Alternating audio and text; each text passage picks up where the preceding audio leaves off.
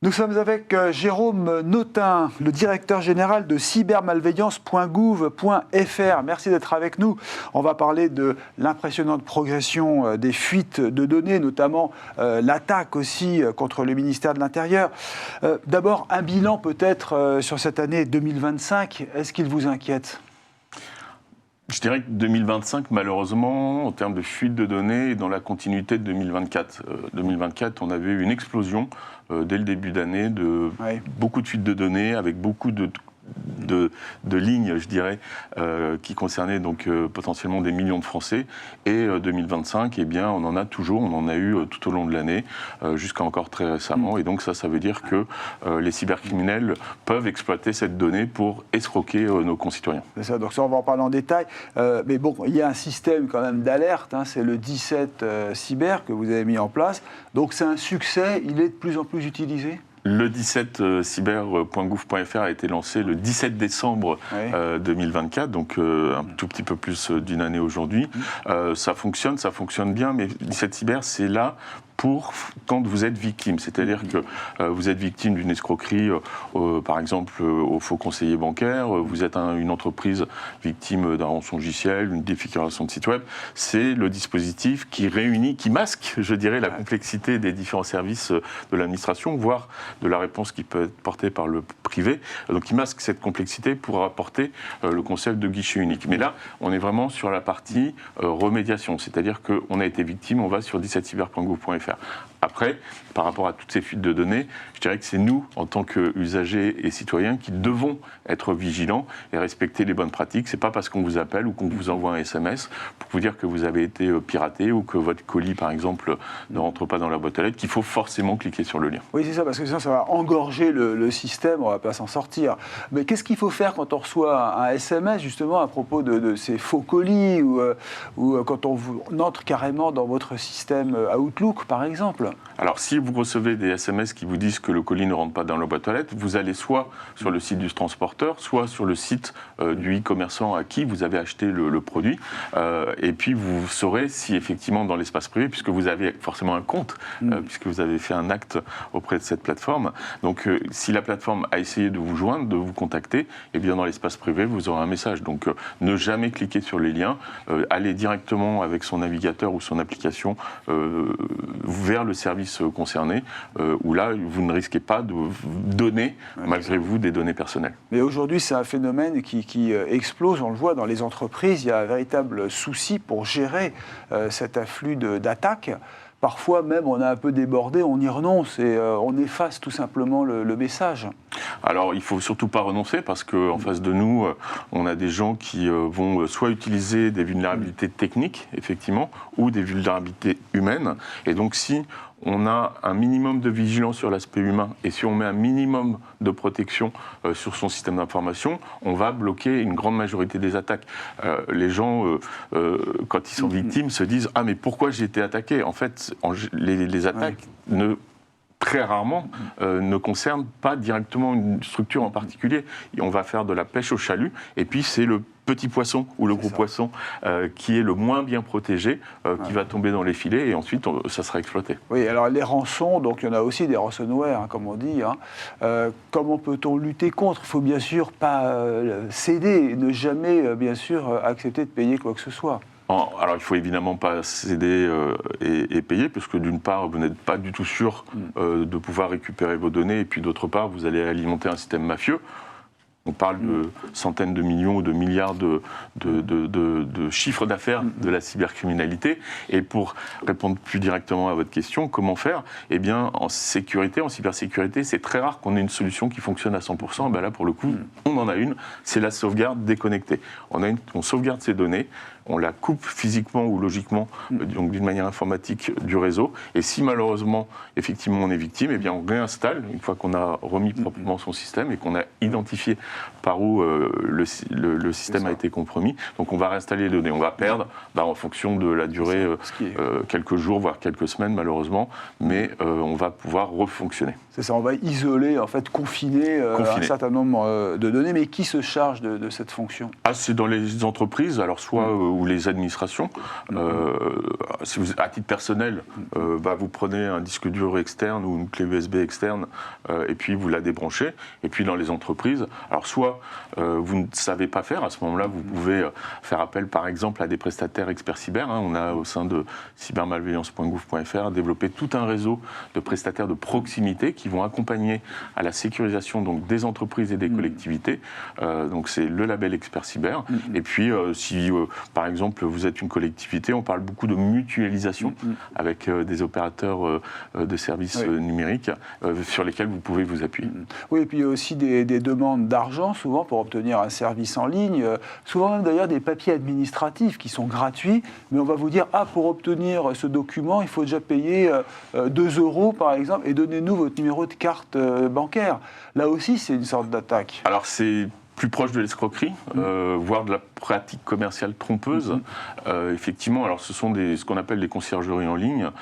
Oui, quand un service public est gratuit, alors soit effectivement c'est légitime parce que vous ne pouvez pas vous déplacer, vous pouvez faire appel à ce type de prestation, mais il faut faire extrêmement attention.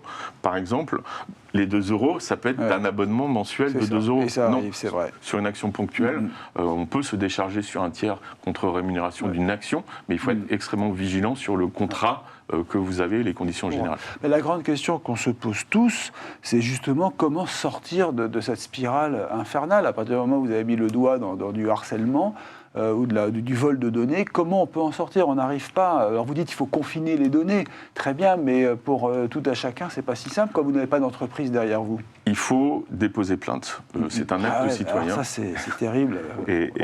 J'ai essayé de le faire, c'est pas toujours très simple. C'est pas toujours très simple, et il faut le dire. Il faut enregistrer le message qui souvent a disparu.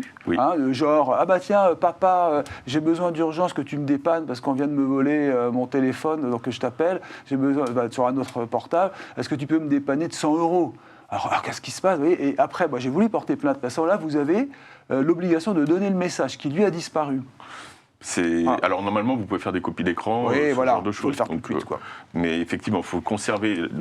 Un des intérêts du 17 Cyber, c'est justement, parmi les conseils qui sont donnés par les policiers et les gendarmes, avec qui on met en relation les victimes sur les menaces qui le nécessitent, et bien parmi ces conseils, il y a la conservation de la preuve, puisque derrière, il faut judiciariser, c'est-à-dire déposer plainte. Et pourquoi je vous dis ça? C'est que plus les pouvoirs publics au sens très large auront connaissance de phénomènes cyber, plus il y aura de moyens pour lutter contre. Et puis évidemment, le dépôt de plainte permet de pouvoir maximiser les chances d'identification des auteurs et de faire cesser l'infraction. Et aujourd'hui, on en est à quel niveau en termes de plaintes déposées? Alors ça, c'est du ministère de l'Intérieur. Oui, c'est ça, donc c'est pas chez vous. C'est pas chez nous. D'accord. Alors, comment intervenez-vous donc concrètement? Concrètement, c'est-à-dire, vous êtes donc un service avec une équipe importante, j'imagine. 19 personnes. 19 personnes, c'est pas quand même beaucoup encore pour l'instant, donc il faudrait peut-être plus de moyens, on en parlera tout à l'heure d'ailleurs. Mais aujourd'hui, avec le MEDEF, par exemple, le patronat, il vous sollicite énormément, sûrement. Les entreprises vous sollicitent, les PME, les artisans. Mais vous faites quoi avec vos 17 personnes? 19. Pardon. 17 cyber, 19 personnes. CPME, MEDEF, UDP, ce sont des membres. On a une forme un petit peu particulière puisque nous sommes un groupement d'intérêt public. Oui. Donc on associe du public et du privé. Et franchement, ça fonctionne très bien. Et donc on s'appuie sur eux pour, par exemple, diffuser des messages d'information. Le MEDEF, c'est un bon exemple, puisqu'il y a maintenant 3 ou 4 ans, ils sont venus nous voir en nous disant on a un problème pour alerter les entreprises adhérentes du MEDEF quand il y a une vulnérabilité importante. Et la vulnérabilité permet aux cybercriminels de potentiellement, justement, rentrer dans les réseaux, faire du rançongiciel, faire de l'exfiltration de données. Donc voilà, comment on fait? Donc on s'est mis autour de la table avec l'ANSSI également, et donc l'ANSSI étant l'autorité nationale en charge des systèmes d'information, qui nous a créé, pour compléter les publics qu'elle n'adresse pas, que nous adressons donc par essence, eh bien on s'est mis autour de la table, on a créé Alerte Cyber, où quand il y a une vulnérabilité informatique importante qui a un score, elles sont classées selon une norme internationale, un score élevé, qu'elle est exploitée, et l'ANSSI a connaissance en général lorsqu'elle est exploitée, quand et c'est là où on a un petit peu plus d'échanges avec eux, mais c'est quand ça concerne beaucoup d'équipements, un système d'exploitation, un logiciel très utilisé, et surtout, dernier point, quand il y a un correctif, quand il y a une solution, eh bien, en 24-48 heures, on rédige ce qu'on a appelé alerte cyber, et derrière, elle est diffusée par le MEDEF, la CPME, l'U2P, donc les artisans, nos coiffeurs, nos bouchers, boulangers, l'Association des maires de France, et on adresse potentiellement l'ensemble du tissu économique national. Oui. Donc là, on peut dire qu'il y a un continuum qui fonctionne plutôt bien entre le privé et le public. Grâce à la forme juridique particulière de groupement d'intérêt public. Et le MEDEF, donc, vous écoute, vous avez des réunions régulièrement pour faire le point, justement, sur l'évolution des vols, des piratages? Alors, on a des réunions soit en bilatéral, alors pas toutes les semaines bien évidemment, et soit notre dispositif fonctionne par des groupes de travail, c'est-à-dire que on se donne un objectif, un calendrier, et ensuite on prend nos membres qui viennent nous aider, nous accompagner un petit peu. Alors, on n'a pas créé un groupe de travail formellement pour créer Alerte Cyber, mais c'était assez informel. Les groupes de travail sont un peu plus structurés, mais l'idée elle est là, c'est qu'on se mette autour de la table, on dit voilà, on a identifié un problème, comment collectivement on le résout, et donc par exemple on a créé Alerte Cyber. D'accord, et on en arrive au fameux confinement des données si vraiment ça risque de perturber l'entreprise. Alors ça, c'est d'une manière générale des conseils qu'on donne depuis notre création. Effectivement, on a beaucoup de contenu sur cybermalveillance.gouv.fr sur l'aspect prévention. C'est que faire pour ne pas être victime. Et donc, évidemment, la sauvegarde déconnectée que j'évoque, ça fait partie des solutions techniques, organisationnelles un petit peu, qu'une entreprise ou une collectivité doit, je ne dis pas peu, doit mettre en place pour anticiper l'attaque. Ce qui veut dire que les vaccins, si l'on peut dire, les pare-feux, ne suffisent plus aujourd'hui. Les antivirus. Les solutions techniques sont nécessaires, mais ne se suffisent pas elles-mêmes. Un pare-feu ou un antivirus ne va pas empêcher un usager de cliquer sur un lien alors qu'il ne le devrait pas. Donc les deux piliers qui doivent être pris en compte, que j'évoquais rapidement tout à l'heure, c'est les aspects techniques, ils sont nécessaires, tous ces outils de protection numérique, il n'y a pas de débat, mais également les bonnes pratiques, les bons usages. Donc on a par exemple, je fais ma publicité aujourd'hui, vous me permettrez, sur notre site cybermalveillance.gouv.fr, un petit module de sensibilisation justement aux bonnes pratiques. Tout ça c'est gratuit, ça se fait en 1h30 maximum, et ça permet de rappeler les règles de base qu'on doit, qu'on doit avoir et respecter dans son environnement professionnel. Donc un module disponible sur votre site, il faut bien le préciser. Cyber, ça s'appelle. D'accord. Alors, on va voir arriver énormément de nouvelles bases de données, des databases comme on les appelle. Est-ce que ça veut dire qu'on va devoir renforcer encore la sécurité comme on lutte contre le terrorisme? C'est-à-dire qu'il va y avoir des cybersurveillants? Alors je dirais que c'est peut-être pas l'objectif. L'objectif est que plutôt nous, à titre individuel, on renforce notre vigilance et donc par-delà notre sécurité. On va recevoir, comme on le dit depuis 2 ans maintenant, énormément de fuites de données. On va recevoir encore plus de SMS. Et puis les cybercriminels s'adaptent également, c'est-à-dire que quand c'est des périodes de fin d'année, eh bien on est supposé avoir commandé beaucoup sur Internet pour faire des cadeaux, par exemple. Et bien là, ils vont massifier leurs envois ou le contextualiser. On a eu en 2025 beaucoup d'arnaques au péage au flux libre. Donc c'est un nouveau mode opératoire, un de détournement de données pour le paiement d'utilisation de données, effectivement, pour dire nous sommes telle société d'autoroute, vous nous devez 3,50 € parce que vous êtes passé. Et comme il y a eu des compromissions de réseaux liés à l'automobile, il y a des données qui associent nom, prénom, adresse mail, plaque d'immatriculation. Et donc, quand on reçoit un message avec ça, « Bonjour monsieur Intel, votre véhicule immatriculé FZ, et le niveau de crédibilité, il est extrêmement important. Et donc on tombe dans le piège, on paye et on donne ses données, carte bancaire, etc. Exactement. Et après, alors on est prélevé et ça finit en cascade. Il y a d'autres prélèvements, d'autres escrocs qui rachètent les données. Alors ça, c'est pour le coup, oui, ils vont racheter, ils vont se revendre les données. Et puis ça va dépendre du groupe criminel. Soit c'est un gros montant une fois, soit c'est beaucoup l'arnaque au faux conseiller bancaire, où c'est là on va vous appeler en vous disant Et en plus, ils sont très malins, enfin, je ne sais pas quel est le bon terme, mais ils vont vous dire « Ah, mais vous avez sûrement cliqué sur un lien par un message reçu par SMS, et c'est là où vous avez vos données, et c'est comme ça qu'ils en ont profité pour vous pirater. » Sauf que le type qui vous dit ça, c'est celui qui est en train d'essayer de vous pirater. C'est ça. Oui, ou alors souvent, pour valider vos données, nous aurons besoin que vous cliquiez sur ce lien. Donc surtout ne pas le faire. Mais du coup, on crée une sorte de doute permanent. On est en train peut-être d'être paranoïaque, non, sur ces questions. À la limite, il faudrait rejeter tous les mails un peu douteux. Il faut être paranoïaque. Ouais, c'est important ce que vous dites. Parce que les pertes pour l'économie commencent à être chiffrées, c'est important, hein, cette fraude, par exemple, au paiement, ça, c'est vraiment très important. Vous le chiffrez vous-même? Alors nous-mêmes non, mais l'Observatoire aux fraudes aux moyens de paiement le chiffre, et c'est en centaines de millions d'euros pour la France par semestre. Donc ce n'est pas du tout anodin. Et effectivement, le coût économique, et ça c'est ce qu'on voit, il y a tout on parle en cybersécurité de chiffre noir, il y a tout un volet qu'on ne sait pas chiffrer, justement, du coût sociétal, économique, de la cybercriminalité. Qui finance parfois le terrorisme ou le trafic de drogue. Qui peut financer du terrorisme, du trafic de drogue, qui peut même financer des États. Certains, les Américains, l'agence américaine officielle attribue des attaques informatiques à la Corée du Nord pour financer son fonctionnement. Et ces escrocs, ces délinquants du net sont basés bien sûr à l'étranger. Non, pas que. Il y a beaucoup d'interpellations qui arrivent en France, de Français. Donc effectivement, c'est un peu parfois ce que certains essayent de faire passer comme message, mais non, une fois de plus, il faut déposer plainte parce qu'il y a des interpellations qui sont faites sur le territoire national, ou des extraditions qui sont faites d'étrangers, même parfois, parce qu'ils ont attaqué des infrastructures françaises. Alors, interpellation, donc après on remonte la filière, bon, très bien, mais la réponse pénale, elle est de quel ordre?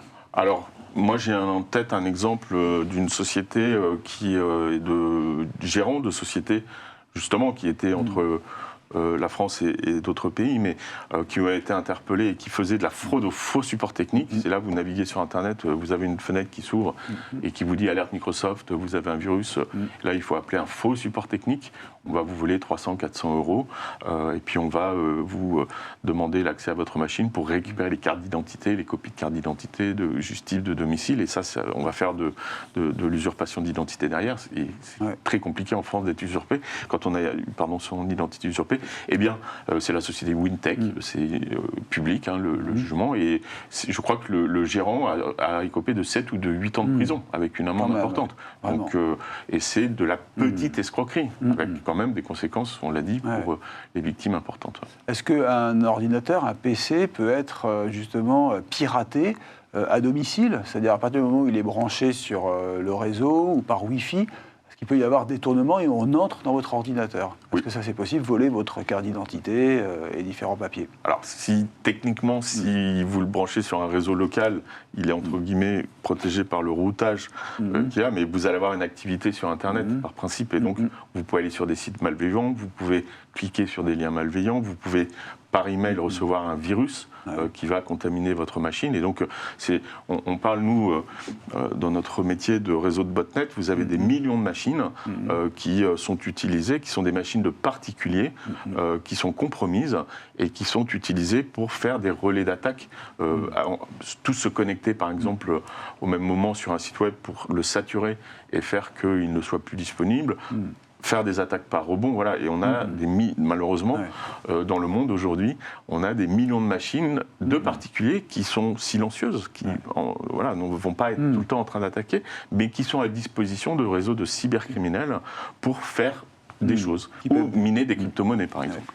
Alors, on va terminer par votre parcours, Jérôme Notin, je rappelle, directeur général de cybermalveillance.gouv.fr. Vous êtes depuis 20 ans dans ce métier de la cybersécurité. Il y a 20 ans, on était encore au printemps, j'allais dire, de ce métier.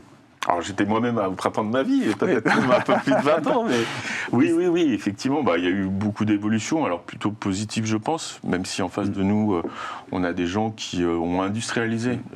On parle vraiment de mafia, si on reprend notre propos initial, les fuites de données,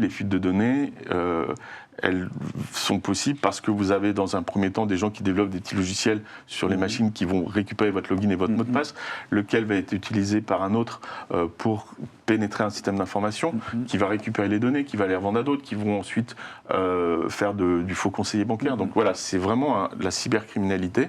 C'est pas l'ado avec sa capuche dans la chambre de ses parents. Il y en a, et l'actualité récente nous l'a démontré, mais il y a aussi vraiment des groupes très structurés. Donc voilà, cette évolution en face de nous, on a des gens qui sont très organisés. Maintenant, la réponse, je dirais, publique, à minima, si moi je suis devant vous et j'ai le privilège d'échanger avec vous aujourd'hui, c'est qu'il y a une prise de conscience. Donc peut-être qu'on devrait avoir plus de moyens, et ça je le revendique. Mais voilà, il y a un début de structuration. J'évoquais Wintech. On a en France, par exemple, un parquet spécialisé en cybersécurité depuis plusieurs années, qui fait un travail extraordinaire, qui coordonne des services d'enquête, que ce soit en police nationale et police préfecture de Paris, ou en gendarmerie nationale, avec des services spécialisés qui ont des moyens. Eux aussi, je pense qu'ils aimeraient avoir plus de moyens, mais qui ont des moyens quand même qui permettent d'identifier assez rapidement des gens qui font de l'attaque sur la France. Mais il faudra aller plus loin, donc plus de budget, plus de moyens. Qui payera pour? C'est le budget du ministère de l'Intérieur? Ce seront des indépendants, des entreprises indépendantes qui... On peut considérer que la sécurité, c'est du domaine régalien. Donc moi, plutôt à titre personnel, je pense que l'État au sens large, dans les budgets de l'État, est-ce que ça passe par l'intérieur, par d'autres ministères, je dirais peu importe. Justice ou intérieur. Voilà, à partir du moment où nous-mêmes, notre propre dispositif, si on pouvait bénéficier d'un petit peu plus de moyens, je peux vous garantir qu'un euro investi chez cybermalveillance.gouv.fr, je suis assez convaincu que l'impact est assez important, ne serait-ce que sur un point de vue financier. Oui, ça doit être traité comme une délinquance, au même titre que les délinquants de la route, les délinquants de droit commun. Très bien. Écoutez, Jérôme Notin, merci infiniment d'être venu répondre à ces questions. On a fait le point donc, sur le bilan de 2025 de la cybermalveillance, des cyberattaques, des fuites de données. Merci beaucoup.